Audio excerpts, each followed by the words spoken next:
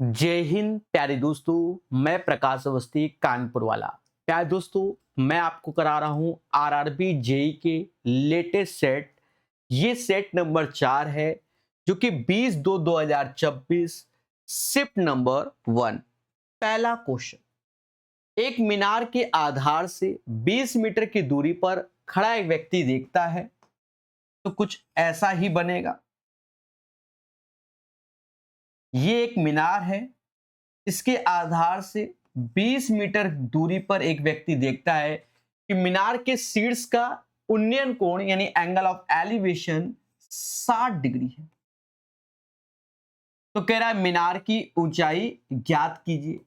मेरे दोस्त, जब मैं 90 के साथ 60 को देखता हूं तो मुझे याद आता है 1√3 और 2 का रेशियो। एक बराबर अगर 20 के तो मुझे तो हाइट चाहिए, यानी हमारा आंसर 20√3 आ गया।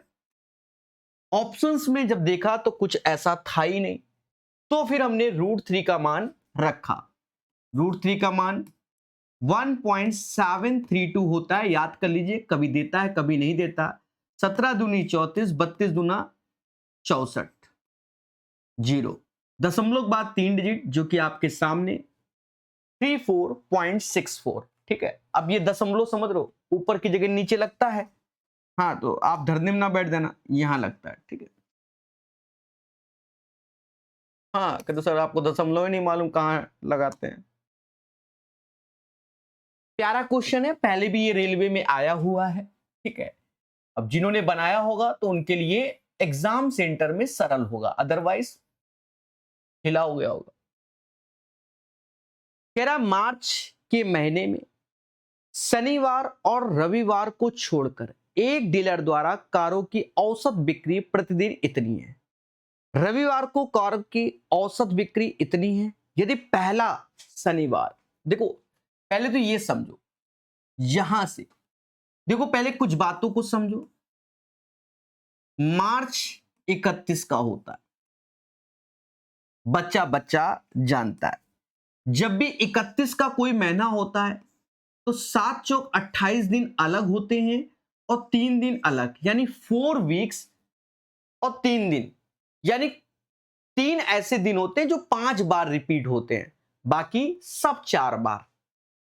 मेरा पहला शनिवार 3 मार्च को था, तो अगर सैटरडे 3 को था तो फ्राइडे को 2 होगा और थर्सडे को 1 होगा। यही 3 दिन हमारे 5 बार आएंगे। कितनी बार? यानी थर्सडे भी 5 बार आएगा, फ्राइडे भी 5 बार आएगा, सैटरडे भी 5 बार। कैसे? देखो 7 चौक 28, यानी ये सब 4 बार तो आ चुके। फिर 28 के बाद 29 थर्सडे को पड़ेगा, 30 को फ्राइडे पड़ेगा और सैटरडे, ये 5 बार, बाकी सब 4। समझ गए ना? ये चीज क्लियर हो गया। अब क्वेश्चन को फिर से पढ़ो। रविवार और शनिवार को छोड़कर एक डीलर। ठीक है, तो जो ये 5 डेज है हमारे, 5 डेज अलग कर लेंगे आप, और सैटरडे और संडे अलग कर लीजिए। जो ये 5 डेज होंगे इनमें थर्सडे और फ्राइडे इंक्लूड होगा, यानी 10 दिन तो ये हो गए, और बाकी बचे तो 4 ते 12, यानी ये 22 दिन होंगे। कितने दिन होंगे? 22 दिन होंगे। सैटरडे जो कि 5 दिन आएगा और संडे जो कि 4 दिन आएगा, यानी 4 संडे पड़ेंगे मार्च में, 5 सैटरडे और बाकी आप समझदार हैं 22 अदर डे। क्वेश्चन को बड़े बारीकी से पढ़िएगा, मैं जानबूझ के इतना लिख रहा हूं, वरना डायरेक्ट 22 5 4 लिखता हूं बस। हाँ सर, ये इतना बड़ा क्यों लिख दिया? समझाने के लिए। औसत एक डीलर द्वारा मार्च के महीने में शनिवार रविवार को छोड़कर एक डीलर द्वारा कारों की औसत बिक्री प्रतिदिन 151, यानी ये 22 दिन जो है वो 151 है मेरे भाई। समझ गए? क्योंकि सैटरडे संडे को छोड़कर रविवार को कारों की औसत बिक्री संडे वाले दिन 129 बोल रहा है। ठीक कह रहा है पूरे महीने के लिए प्रतिदिन कारों की औसत बिक्री 148, पूरे 31 दिनों के लिए 148 है। तो शनिवार को कारों की औसत बिक्री जो कि x है, ठीक है मेरे भाई, जो कि x है। अब एक बात को समझना, एक बात को समझना, सर कौन सी बात है? देखो अगर आपको बेसिक वे में जाना है, जो बच्चे बेसिक करना चाहते हैं वो कैसे करेंगे वो समझो। वो करेंगे 22 गुणे 151, 5x ऐसे, 4 गुणे 129 बराबर 31 का महीना है 148। यहां से आप बेसिक वे में x को निकाल सकते हैं। जो बच्चे हमसे कोई ना कोई किताब का कोर्स पढ़े होंगे और एवरेज टॉपिक पढ़े होंगे तो वहां कैसे सिखाया है, अब उस पर फोकस करते हैं कि ओवरऑल 148 है। तो अगर मैं 151 में देखूं तो हर व्यक्ति का 3-3 एक्स्ट्रा होगा, तो 22 तिहाई 66 एक्स्ट्रा हो गया। ये एक्स वालों का हमने 148 ही मान लिया। इधर आए तो हर व्यक्ति का कम है, कितना? 19 कम है, तो 1900 का 76 कम है। अब एक चीज देखो, 22 तिहाई 66 एक्स्ट्रा है, हमें सब बराबर करना होगा। ये लेस है, तो 76 और 66 को आप जोड़ोगे तो माइनस का 10 आएगा, हमें जीरो बनाना होता है। तो जो माइनस का 10 आएगा तो हमें 10 इधर एक्स्ट्रा करना होगा, एक्स्ट्रा करना होगा। 66 ये 10, 76 और ये माइनस 76 जीरो। लेकिन ये 10 कद्दू कटेगा, कितनों को बटेगा?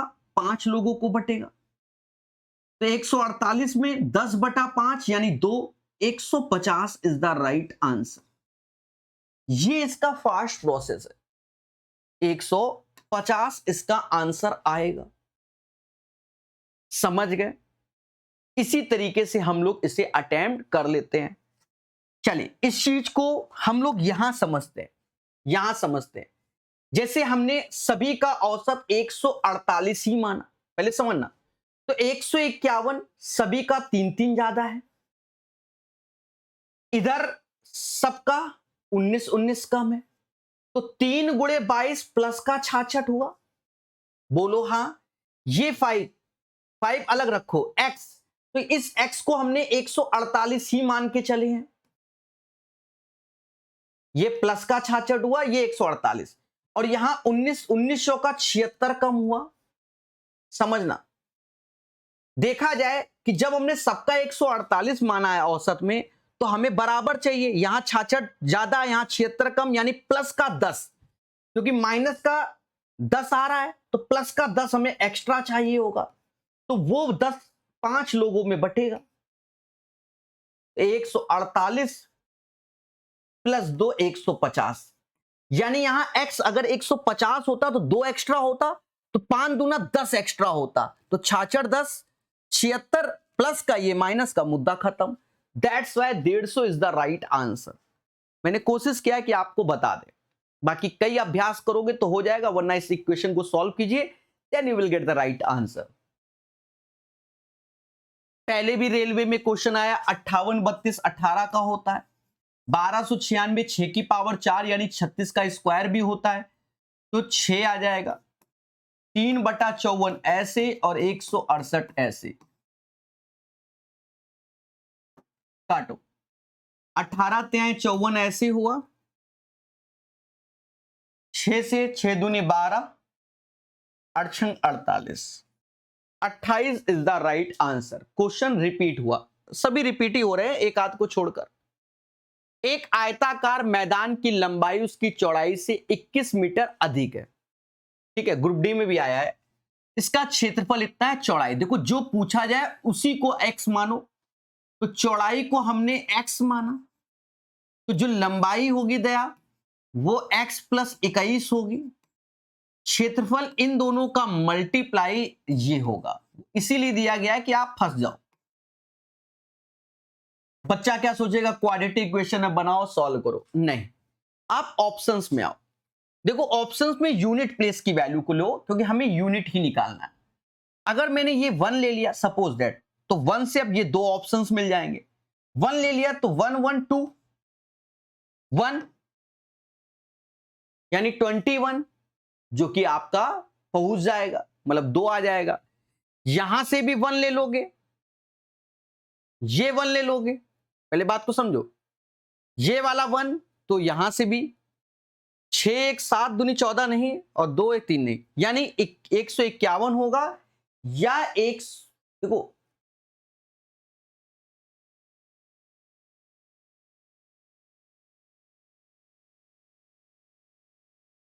यहां तो खिला हो गया, 6 भी तो हो सकता है, 6 1 7 हो गया, और 7 6 42 हो गया,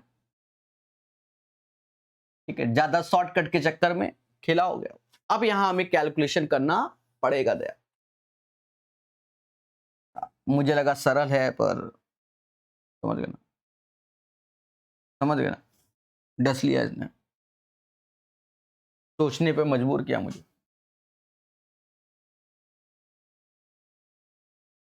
देखो, या तो हम ये सोचे कि ये किसके स्क्वायर के आसपास वैल्यू आती है, वहां से हम अपने दिमाग लगाएं, ठीक है।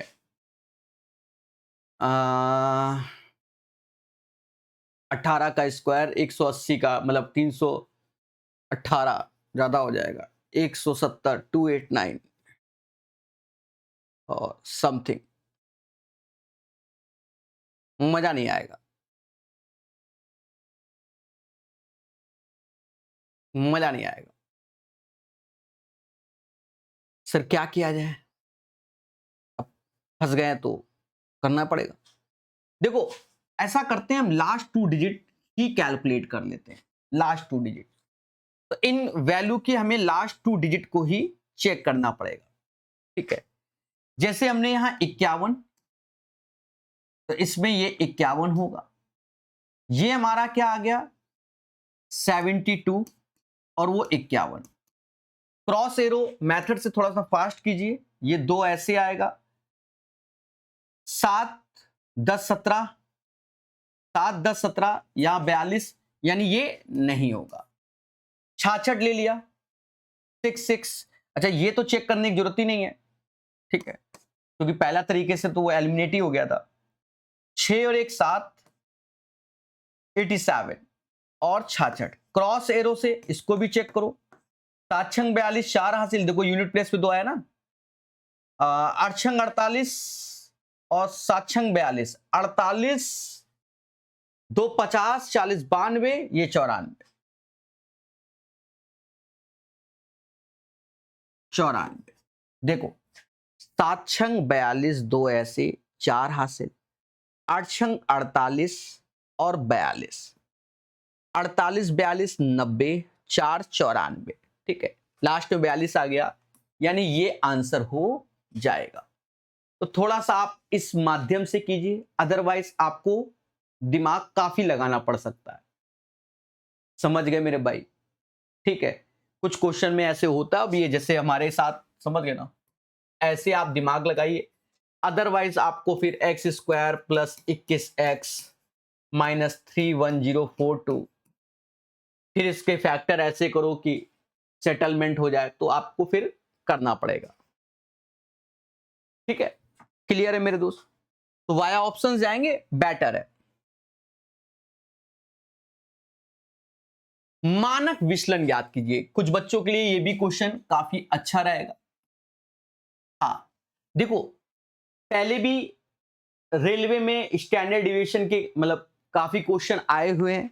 अब स्टैंडर्ड डिविएशन में जो ये पैटर्न का पहले बहुत आया हुआ है, ठीक है, 2024-25 में, तो स्टैंडर्ड डिविएशन हम लोग सिग्मा को बोलते हैं, और ये हो जाएगा अंडर रूट एक्स एक्स बार का होल स्क्वायर अपॉन एन हो जाएगा।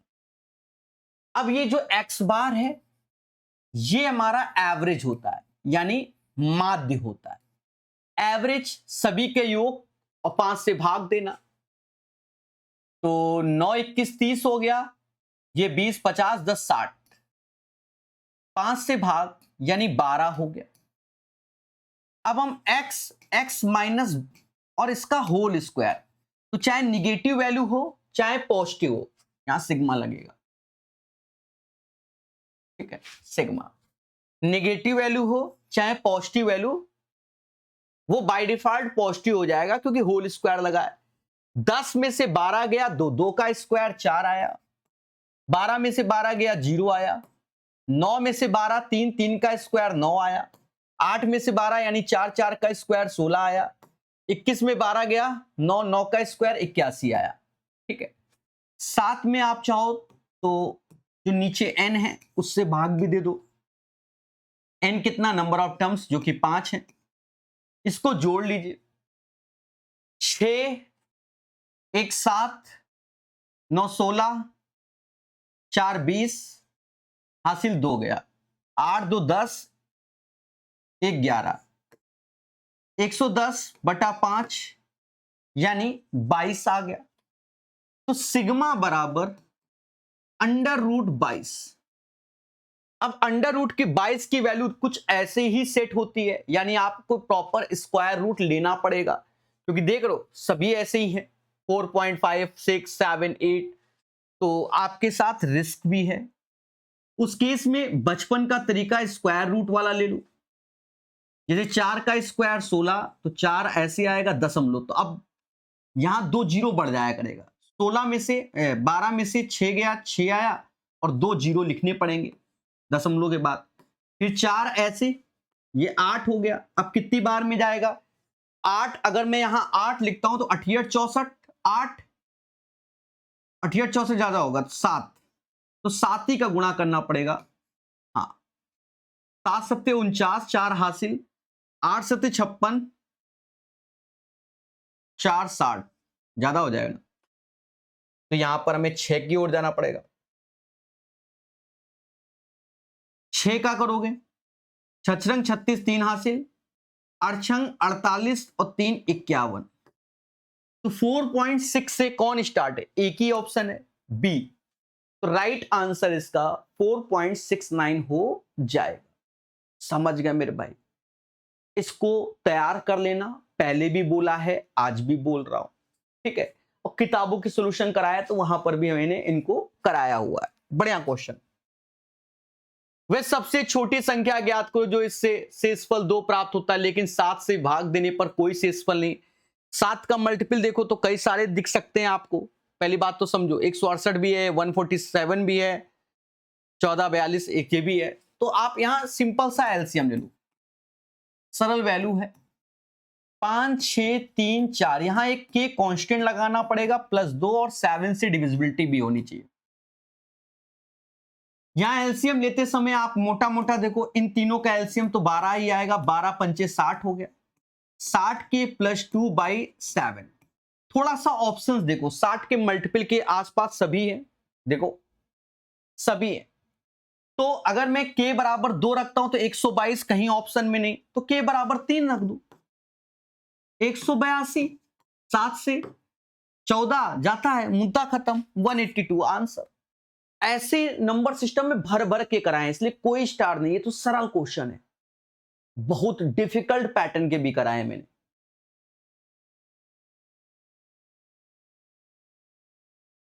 ये क्वेश्चन इन दोनों का मल्टीप्लाई इन दोनों की मल्टीप्लाई के, यानी 21 गुणे 2.2 ऐसे डिवाइड बाय 7, जो कि x का मान हो गया। सिमिलरली आप y का मान देखोगे तो इन दोनों का इंटू इसके बराबर, यानी सीधे भाग भी दे दो, 49 गुणे 9 ऐसे डिवाइड बाय 7 और y से भाग भी दे दिया, क्योंकि इसी का रेशियो पूछ रहा है। फिर उसके बाद 7 से 7 काट दिया, 7 से 7 काट दिया। और देखो क्या क्या कर सकता है, जैसे यहां दशमलव हटाओ, यहां जीरो लाओ, तो ये 11 बार में जाएगा, 2 से ये 45 बार में जाएगा, 3 से ये 15 बार में जाएगा, 3 से ये 7 बार में जाएगा, 7 से ये 7 बार में जाएगा, ऊपर 11 और 15 सत्ते 105, यानी 11/105 आंसर। ये हमारा आंसर आएगा। ठीक है, समझ गए, बस काटा पिट्टी करना है, जितना बेहतर उतना बेनिफिट। अच्छा, कुछ बच्चे ज्यादा एक्स्ट्रा ऑर्डिनरी दिमाग लगाएंगे, वो भी सही है कि सर जी 22 11 का मल्टीपल है, नीचे किसी से कटता नहीं है, एक ही ऑप्शन है 11 का मल्टीपल, ये आंसर। ऐसा भी आप डायरेक्ट कर सकते हो बिना काटे पीटे, अभ्यास का खेला है। हाँ, जो निरंतर प्रैक्टिस कर रहा है उसके लिए। एक शिविर में 51 व्यक्तियों के लिए 12 दिन का राशन की व्यवस्था है, सब्जी मसाला एमडीएच वाला। 51 लोग 12 दिन खाते हैं। यदि व्यक्तियों की संख्या बढ़ाकर 102 कर दें, 102 तो x दिन यानी 6 दिन, क्योंकि व्यक्ति डबल हुए समय आधा हो जाएगा, सीधी सी बात, क्योंकि निपटाएंगे भी तो खाना। तो 6 दिन में आपका राशन। पेपर में सरल क्वेश्चन पहले अटेम्प्ट किया करो। अब जैसे ये क्वेश्चन है, अच्छा क्वेश्चन है, अच्छा क्वेश्चन है, मैं आपको सजेस्ट करूंगा कि आप ऐसा करो, इन्हीं दो इक्वेशन से x और y को कर लो। इनको अगर जोड़ोगे तो ये तो निपट गया, यहां पर आएगा 2x माइनस का 4y, क्योंकि जोड़ रहे हैं, और 21 और ये 3 33 हो गया। हाँ, कोई भाग देने की जरूरत नहीं है। अब यहां ऑप्शंस के बिहाफ पर देखो, ऑप्शंस के बिहाफ पर आपको ये सेटलमेंट करना चाहिए, मैं तो ये कहूंगा। ठीक है, ऑप्शंस के बिहाफ पर, तो क्योंकि आप सारे सॉल्व करोगे समय की बर्बादी ही है। ठीक है, यहीं से आप सेटलमेंट कर सकते हो।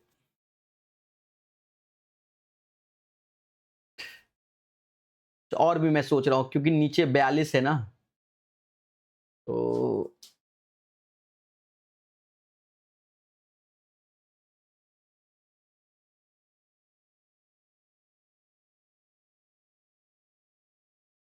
ऐसा कर लें कि जो ये सेटलमेंट है इसमें पूरे में मैं 21 से गुणा कर दे रहा हूं, तो 21 दूना 42x हो गया।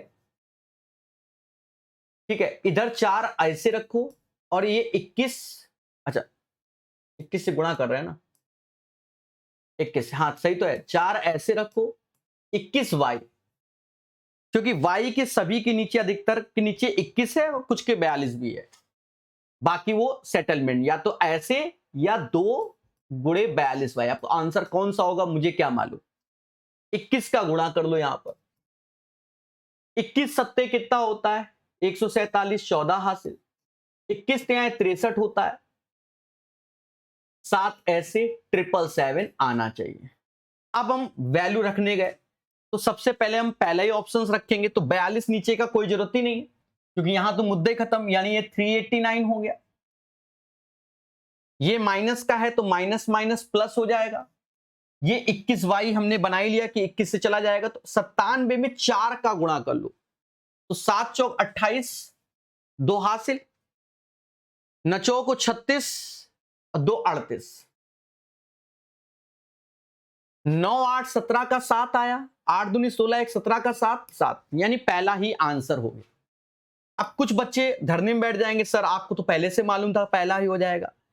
नहीं मेरे भाई, आप उल्टा चेक करने आ जाओ। जैसे इसको चेक करोगे, मान लो हमें तो मान लो मालूम था, सपोज दैट हम ए को चेक करने गए, इसी में ए को चेक करने गए, तो देखो पहले देखो, इस ये निगेटिव ये पॉजिटिव, ये निगेटिव ये पॉजिटिव, तो दोनों का कभी 777 नहीं होगा इस डेटा पे। सेम चीज यहां पर भी देखो, दोनों निगेटिव, क्योंकि माइनस माइनस प्लस होना चाहिए ना, प्लस में बन पाएगा। ठीक है, ये निगेटिव ये पॉजिटिव, तो कभी 777 नहीं होगा। और दोनों पॉजिटिव भी देखोगे, दोनों पॉजिटिव भी देखोगे, तो इससे ये घटेगा तभी 777 नहीं बनेगा, क्योंकि जो ऊपर का डेटा है उन्हीं पे बिहाफ पर सब चलता है। तो इसमें प्लस माइनस में बन जाएगा, क्योंकि माइनस माइनस प्लस, इसलिए ए। बाकी आप कलम चलाइए, थोड़ा मेहनत कीजिए, अच्छा क्वेश्चन। ठीक है, चेतन के वेतन में 40% की कटौती की गई, उसके बाद 24% वृद्धि की गई, अंतिम वेतन उसके प्रारंभिक वेतन की तुलना में कितना परसेंट कम है। देखो 40% कटौती मतलब 2/5। ठीक है, या आप ऐसा भी कर सकते हो, इस फॉर्मूले के बिहाफ पर भी तो कर सकते हो, पहले 40% कटौती फिर 24% बढ़ा दिया, फिर 24 चौका 96 यानी 960/100, तो ये आ गया, यानी 24 में 49.60, तो ये डेटा आपका माइनस का 25.6%। तो ये भी आपके लिए बेटर है, प्रारंभिक वेतन की तुलना में प्रतिशत कम, यानी 25.6% कम हो जाएगा। समझ गए मेरे दोस्त? तो ऐसे इस क्वेश्चन को आप निपटा सकते हैं।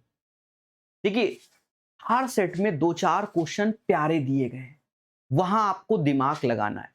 जैसे ये क्वेश्चन हर सेट पे दिया गया, तो आप थोड़ा दिमाग लगाइए कैसे डेटा बन सकता है, ठीक है, और तभी ये निपटेंगे, अदरवाइज तो फिर आप सॉल्व करने में तो समय बर्बाद करोगे।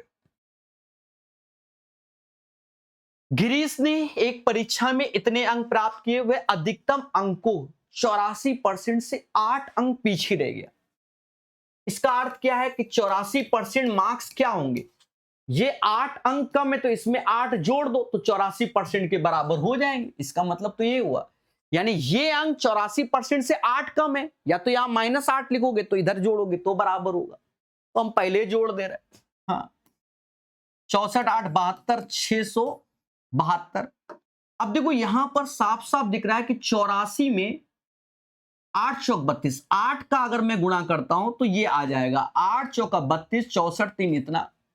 तो कह रहा है उसी परीक्षा में उसके मित्र के 472 अंक आए, तो 472 में 8 से भाग दे तो परसेंटेज आ जाएगा, 8 मतलब 8 5 40, 59% आ गया, 9 72, तो उसके मित्र के 59% आ गए, है ना सर?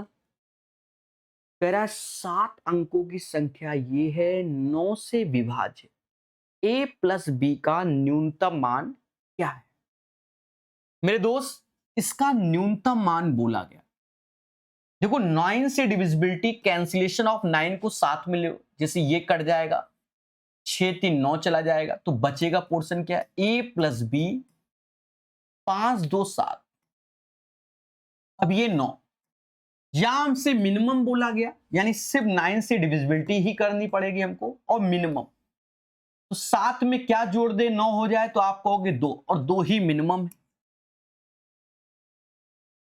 सिंप्लीफिकेशन, देखो सिंप्लीफिकेशन इजी है, जैसे ये 13 में से 11 गया तो कितना आया 2, 12 में 2 गया तो आप कहोगे 10, 10 और 11, 10 11 21 हो गया, पहले इसमें भाग दोगे तो ये 2 आएगा, 2 गुणे 21 आया, और यहां 294, बाहर डिवीजन लगा है 42 से भाग देना,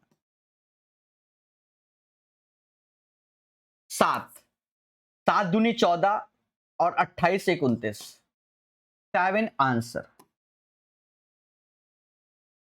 अब कुछ रेस वाले क्वेश्चन आए हैं, लेकिन रेस वाले जो क्वेश्चन आए वो इजी आए हैं, टफ नहीं आया, आपको थोड़ा सा बस दिमाग लगाना है। देखो 100 मीटर की एक दौड़ में x की चाल 5 मीटर पर सेकेंड, यानी टाइम ऑफ अगर x का देखें कितना 100 मीटर 5 मीटर पर सेकेंड के हिसाब से दौड़ता है, यानी 20 सेकेंड में x उस रेस को, और y का देखें टाइम ऑफ y देखें तो 100 मीटर है 4 मीटर पर सेकेंड, तो distance upon time, distance upon speed that is का टाइम 100/4 यानी 25 सेकेंड, यानी 5 सेकेंड एक्स्ट्रा लग रहे हैं किसको, क्योंकि हमसे कह रहा है दौड़ को बराबरी पर समाप्त करना है, यानी सेम पॉइंट पे समाप्त करना है, तो x को y को कितने मीटर की शुरुआती। अब देखो ये रेस हम ऐसे सिखाते हैं कि ये 100 मीटर की रेस, लेकिन इसमें आपने देखा कि x 20 सेकंड में निपटा दे रहा है और y 25 सेकंड में, यानी 5 सेकंड एक्स्ट्रा पहले ही देने होंगे, किसको, y को देने होंगे, तो y यहां से दौड़ेगा, जितने समय में y यहां पहुंचेगा उतने समय में यहां, यानी दोनों का समय 20 सेकंड होगा, तो 5 सेकंड y ने क्या दूरी तय की होगी मेरे भाई, y की स्पीड क्या है 4 की, और 5 सेकंड में क्योंकि डिस्टेंस बराबर स्पीड इंटू टाइम, यानी 20 मीटर की बढ़त y को देनी पड़ेगी। सरल क्वेश्चन है, मैंने तो इससे भी जहरीले कराए हुए हैं। नेक्स्ट सेट में भी हैं ऐसे क्वेश्चन, ठीक है, समझ गए मेरे भाई। तो 20 मीटर एक्स्ट्रा सिंपल है,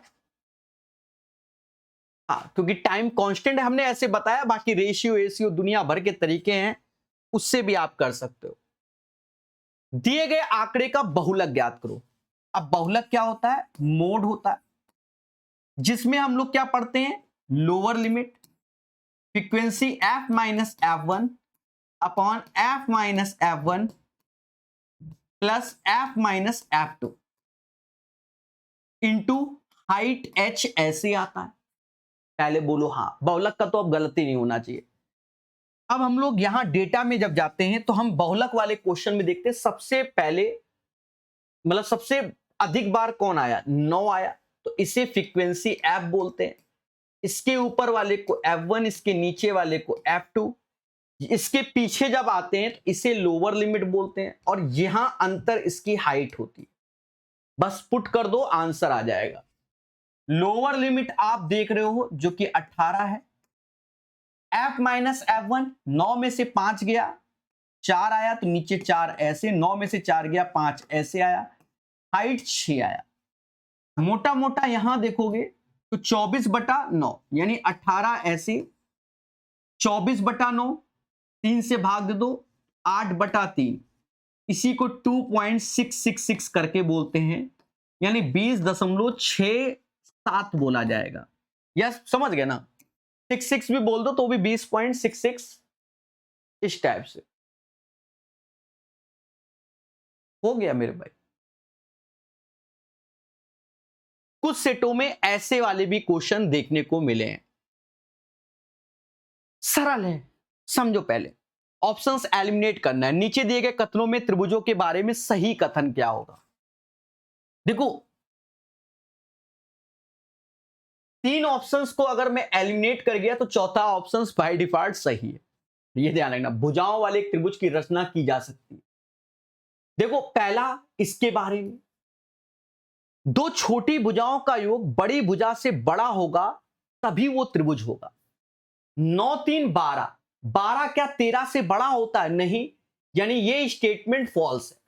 लेकिन लॉजिक समझे, दो छोटी भुजाओं का योग बड़ी भुजा से बड़ा होना चाहिए तभी त्रिभुज बनेगा। दूसरे में कह रहा है कि एक त्रिभुज है, ट्रायंगल PQR, हमने भी कह दिया ठीक है भाई। कह रहा है P 50 है, ठीक है। अब ये नहीं कि एंगल की न्यून कोण अधिक कोण, रुक जाओ, आपके लिए थोड़ा सही से फिगर बनाए, हाँ, वो न मालूम चला धरने में बैठ जाओ, ऐसे आएगा। P ये रखोगे, Q ये रखोगे, R ये रखोगे, हाँ, थोड़ा सा ये 50 है, ये 30 है, ये अधिक कोण है ना 100, ठीक है। यहां पर हमेशा याद रखना क्या है,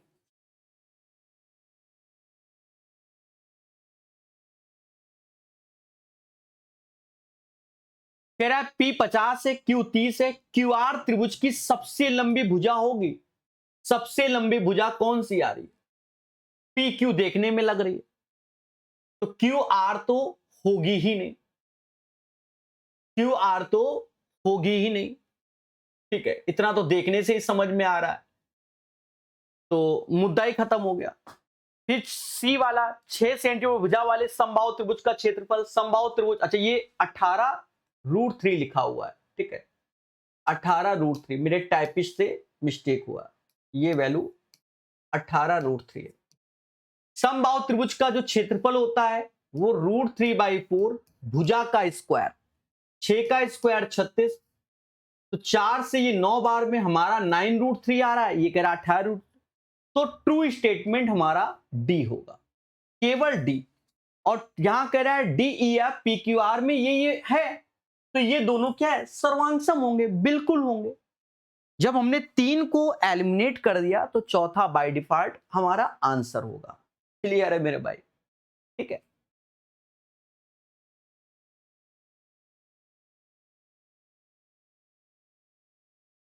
मेरे दिमाग में कुछ अलग कीड़ा भी काट रहा है, पता नहीं क्या काट रहा है। अच्छा, वो चीज तो हम आपको ऐसे ही समझा सकते हैं। एंगल वाली बात, जब 90 के साथ 30 होता है तो आप इतना तो पढ़े हो कि इसे √3 भुजा बोलते हैं, इसे 2 बोलते हैं, इसे मतलब इसे 1 बोलते हैं, इसे 2 बोलते हैं। आप ये देखो, सबसे बड़ा एंगल के सामने सबसे बड़ी भुजा हो गई, सबसे छोटा एंगल 30 है तो 1 है, और ये प्रॉपर्टी समझे, सबसे बड़े एंगल के सामने सबसे बड़ी भुजा। तो ये नहीं कि धरने में बैठो कि सर वाई दिस कोलावरी, कैसे क्या हो गया, ठीक है। हाँ, एक बेलनाकार पात्र में 154 लीटर जल भरा हुआ है, इसके आधार की त्रिज्या सेंटीमीटर में है, पात्र में जल स्तंभ की ऊंचाई ज्ञात कीजिए।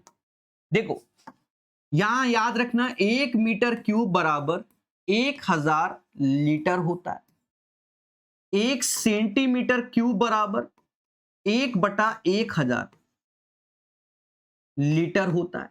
लेकिन अब 1 लीटर बराबर 1000 सेंटीमीटर क्यूब होगा, दया, क्योंकि लीटर है यानी आयतन दिया गया।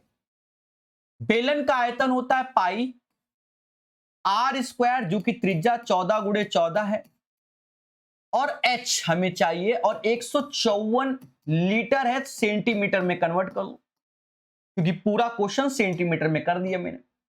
अब काट लो, 7 से ये 2 बार में जाएगा, 14 से ये 11 बार में, और 11 से ये 2 बार में, 4 से 1000, 250 बार। तो सही आंसर आपके सामने। भी अच्छे क्वेश्चन होते हैं। अब जिनको नहीं मालूम कि लीटर को सेंटीमीटर क्यूब में कैसे कन्वर्ट करना है, तो उनको तो परेशान करेगा ही करेगा एग्जाम सेंटर में। बोलो बोलो, टेल टेल, ठीक है। एक बेईमान विक्रेता यह दावा करता है कि वह वस्तुओं को उनके क्रय मूल्य पर बेच रहा है।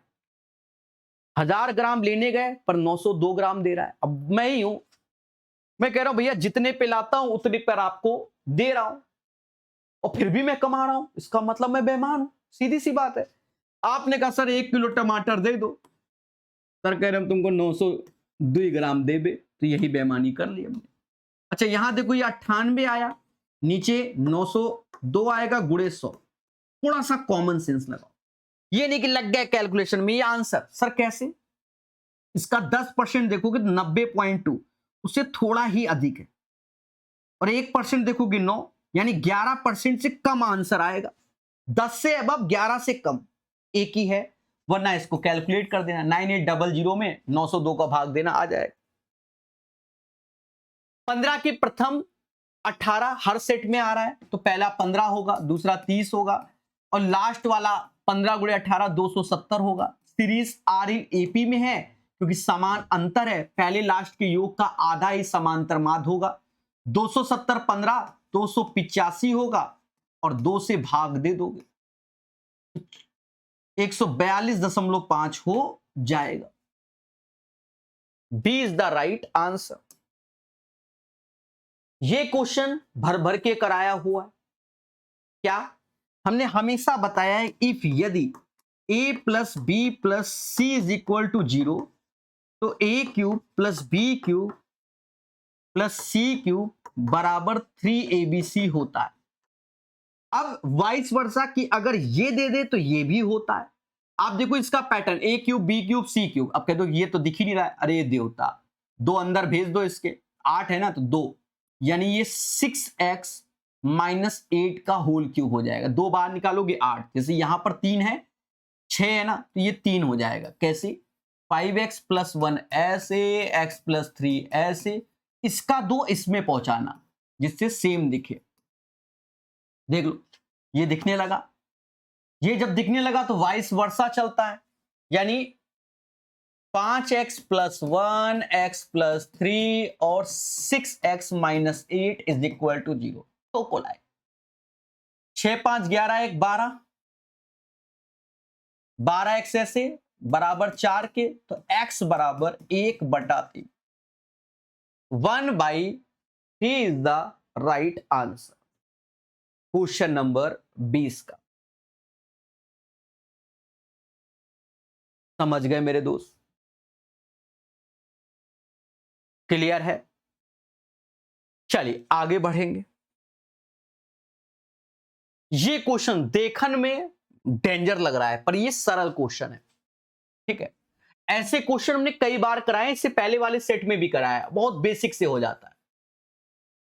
तीन बातों को ध्यान देना, सीपी, एमपी और एसपी। यहां एक चीज दी गई है तो उसको मैं पहले ही समझा देता हूं, हाँ बाद में बदलने से अच्छा क्या पहले।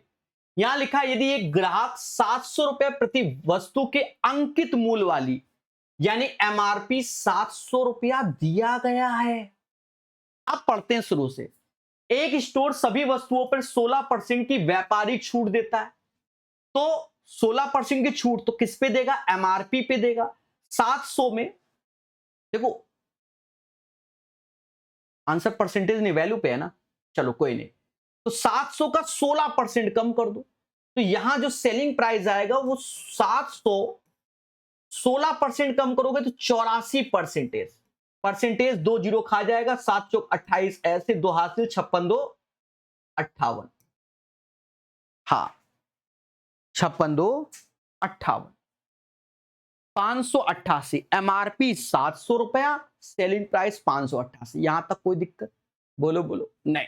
अब देखना इसके अतिरिक्त कुछ विशेष वस्तुओं पर कहता है 4 खरीदें 1 मुफ्त पाएं, यानी कस्टमर की जो एमआरपी लग रही है वो 5 वस्तु की लग रही है, लेकिन कस्टमर पेमेंट दे रहा है 4 वस्तुओं का दे रहा है।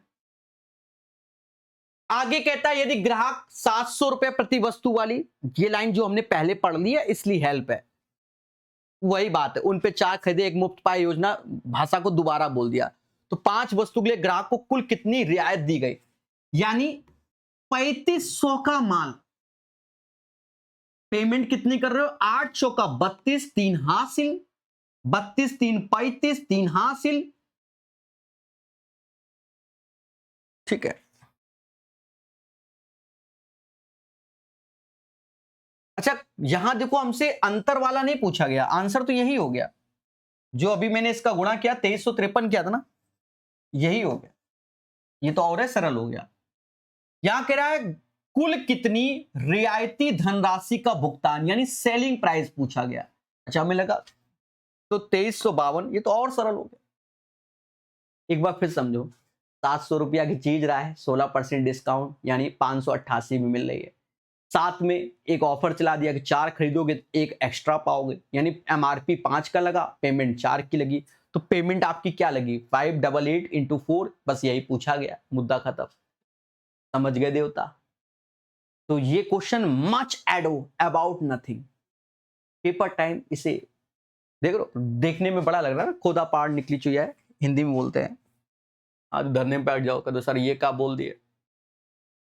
ये क्या है, दो आदमी ए और बी 1300 मीटर पर्दी वाले एक वृत्त के चारों ओर इतने और इतने की चाल से चलते हैं। ये दोनों एक ही समय में बिंदु चलना शुरू करें और एक ही दिशा में, तो ये भी सिंपल है। देखो डिस्टेंस भाई ये सर्कुलर पाथ है, तो ये 1300 मीटर का है, इसी पे चक्कर लग रहा है। अब दोनों अलग अलग डायरेक्शन से, ये सदाबहार क्वेश्चन है, सेम डायरेक्शन में है, तो सेम डायरेक्शन में रिलेटिव स्पीड घटती है, ये 80 का है वो 150 का है, तो 70 आ गया, बस आंसर। और आंसर मिनट में ही चाहिए तो कोई कन्वर्ट करने की जरूरत ही नहीं है, 0 से 0 गया, 7 से भाग दे दो, 7 एकम 7, फिर 70 हो गया ना, अब 60 हो गया, मतलब समझ गए ना, 7 एकम 7, 60 हो गया, 8 सत्ते 56, 18 सत्ते 126, समझ गए ना, 18 से ही चावड़ा 7 मिनट, सरल है। एक खुले घनाभ का टैंक, खुला टैंक समझ गए ना,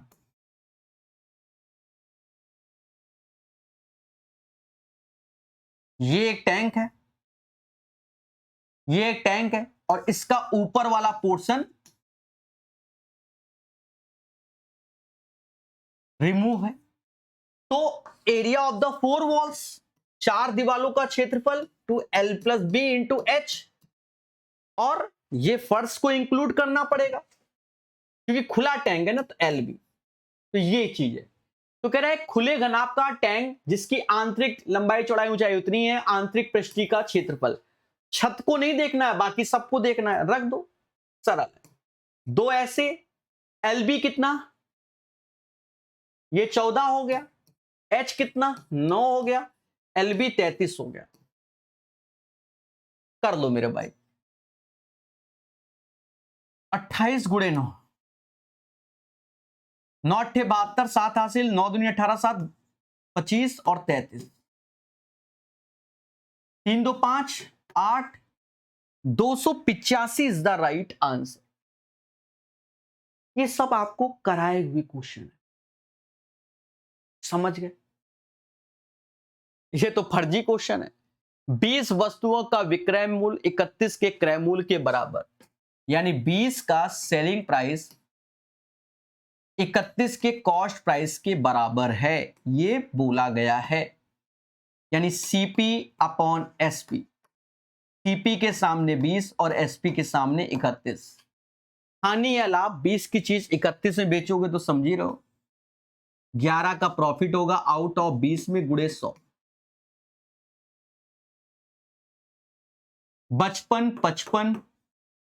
55% का लाभ हो गया।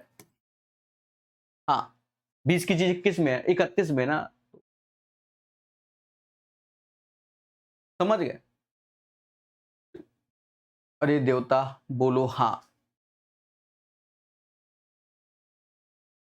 9 एक समान डिब्बों का संयुक्त वजन 72 केजी है। कुल वजन 168 बताने के लिए इसी तरह के कितने डिब्बे, देख लो, यानी 72/9, देखो 9 नहीं लिख पाता हूं मैं,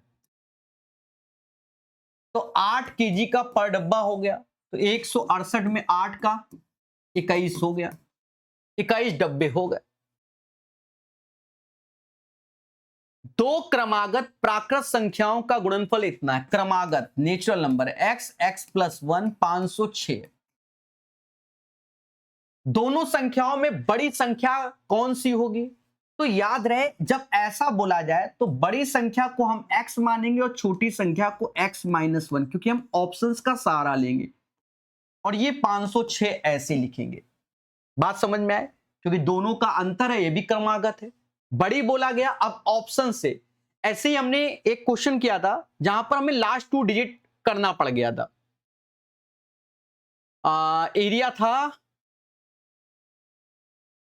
कुछ बच्चों को समझ में आया होगा, कुछ को नहीं आया होगा। लास्ट 2 डिजिट करना पड़ गया था क्योंकि सिंगल डिजिट से कर रहे थे, 3 ऑप्शंस मैच हो गए थे, 182 नहीं 3 ऑप्शंस, तो ये हटा दिया। अब ये 3 है, तो पहले हमने 51 चेक किया था इसमें, तो 51, ये 72 लास्ट 2 डिजिट, 51 तो लास्ट 2 डिजिट नहीं प्राप्त हुई, फिर 166 का 66 इससे प्राप्त हो गई, तो यही आंसर।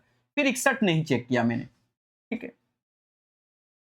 अब यहां पर हम वही हाल करेंगे ऑप्शन से, पहले सिंगल डिजिट देखेंगे, अगर 2 का मिल जाएगा तो फिर लास्ट डिजिट।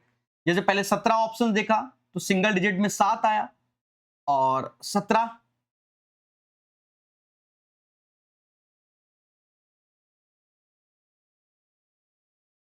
यहां 6, 7 छंग 42 नहीं बन रहा है, तो ये ऑप्शंस नहीं है, वैसे भी नहीं होगा, 18 भी नहीं होना चाहिए। 8 ये हो गया, एक कम करेंगे 7, क्या है 8 से 56, इसका मिल गया, पर ये नहीं होगा। सर ऐसा क्यों? देखो मिल तो गया है, ये इसलिए नहीं कि 506 किसके स्क्वायर के आसपास आता है। देखो ये इसमें क्योंकि एक्स स्क्वायर का टर्म्स बन रहा है और ये छोटी वैल्यू है, वहां बड़ी थी। 22 का 484 होता है, 23 का 500, यानी 22 के आसपास आएगा, तो ये नहीं होगा 18, क्योंकि 17 गुणे 18 आप समझ रहे हो, जब 20 गुणे 20 होगा तो 400 होता है, तो ये भी इसलिए नहीं होगा, ठीक है। तो ये इसलिए काट दिया, थोड़ा सा कॉमन सेंस। 3 ऐसे लिया, ये 23 वाला हो जाएगा,